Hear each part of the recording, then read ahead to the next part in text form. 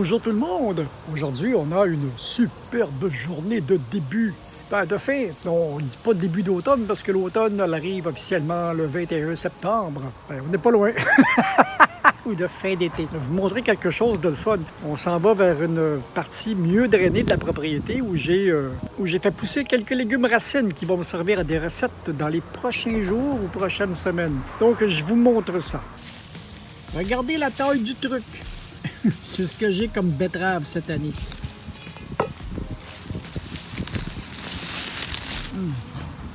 Elles se sont comme toutes déchaussées un peu.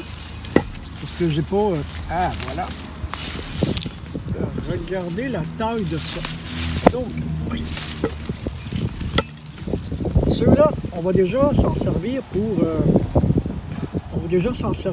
une petite recette le fun que j'ai trouvée. Et puis, j'avais des oignons aussi sur cette partie-là que j'ai récolté il y a quelques temps. Donc, on va préparer quelque chose de le fun cette semaine avec ça.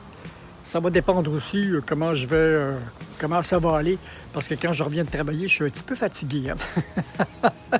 Et puis, je vais aller vous montrer autre chose aussi. Là. Fait que c'était ça pour là.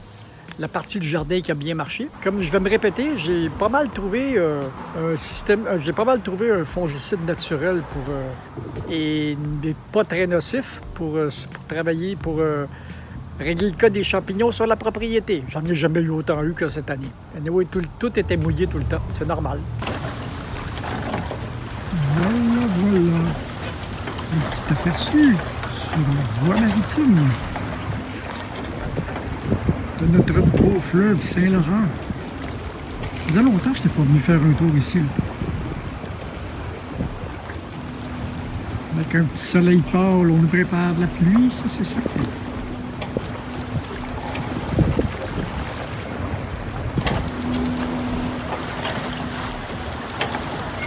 Il n'y a pas tant de circulation que ça. J'aime ça venir voir passer les bateaux l'été. Surtout avec le vent du fleuve, on a toujours de l'air, toujours un beau vent frais qui est rafraîchi par l'eau. C'est le fun. Voilà, je vous fais découvrir des petites choses aujourd'hui, petit bout par petit bout. Là, c'est quand même la partie du parc des Grèves. Ici où je suis, c'est la partie du parc des Grèves qui est du côté nord de la 132 qui longe le fleuve. Donc, on va continuer les petites visites. Je vous ai pas montré parce que tout à l'heure, j'étais au parc des Écluses à Saint-Ours. Je vous l'avais montré déjà il y a quelques années. Puis c'est un autre parc que j'aime beaucoup qui est pas loin, il est à quelques kilomètres. Donc, on continue la journée. Puis là, le temps fraîchit, puis le soleil pâlit de minute en minute. On va aller remiser la moto, puis on va faire nos petites affaires à l'intérieur de la maison. Bon, pour terminer cette journée, voilà ce que j'ai à vous présenter. C'est une des choses, tu sais, je parlais dans les conserves, pour certaines choses, pour mettre de la viande en conserve ou mettre en conserve des choses qui ne sont pas très acides. Je vous parlais des autocuiseurs sous pression. J'ai commencé à regarder ça. Et puis, c'est pas très cher. C'est intéressant. Ça prend un autocuiseur avec le manomètre là, pour être capable de voir la pression parce qu'il faut monter la pression de façon à ce que la température dans l'autocuiseur pour que monte à peu près à 110 degrés Celsius. Parce que si on veut être capable de monter la température de l'eau qui bout, il faut augmenter la pression. Parce que si on parle en haut des plus hautes montagnes, l'eau bout à peu près à 60 degrés Celsius.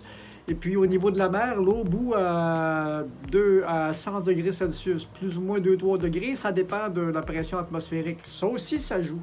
J'avais appris ça quand j'ai commencé à travailler dans les érablières, puis on faisait bouillir pour le sirop d'érable. Il y a déjà plusieurs années, j'étais jeune dans ce temps-là. Il fallait prendre un thermomètre puis regarder à quelle température l'eau est bout. Puis quand on montait la température pour obtenir la concentration voulue pour le sirop d'érable, ça pouvait jouer justement des 3 ou 4 degrés,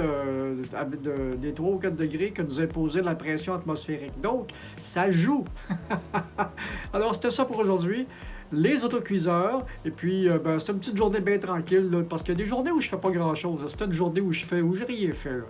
Donc, c'est ça. Si vous aimez ça, ben, donnez-moi un petit pouce qui fait plaisir. Abonnez-vous à la chaîne, puis